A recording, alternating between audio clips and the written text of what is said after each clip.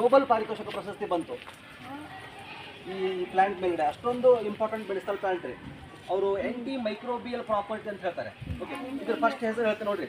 ಇದನ್ನ ನೀವು ಎಲ್ಲಿ ತೊಗೊಂಡಿರ್ಬೇಕು, ಒಂದು ಎಲ್ಲಿ ತೊಗೊಂಡು ಸ್ಮೆಲ್ ನೋಡ್ರಿ, ಹೆಂಗೆ ಸ್ಮೆಲ್ ಐತ್ರಿ? ಒಳ್ಳೆ ಅರೋಮೆಟಿಕ್ ಸ್ಮೆಲ್ ಐತದಲ್ರಿ. ಓಕೆ, ಇದಕ್ಕೆ ನಾವು ಸಂಸ್ಕೃತದಲ್ಲಿ ದಮನಕ ಅಂತ ಕರಿತೇವೆ ರೀ. ದಮನಕ. ಇದರಲ್ಲಿ ವೈಜ್ಞಾನಿಕ ಹೆಸರು ಅಲ್ಟಿಮಿಸಿಯಾ ವಲ್ಗ್ಯಾರಿಸ್. ಅಲ್ಟಿಮಿಸಿಯಾ ವಲ್ಗ್ಯಾರಿಸ್.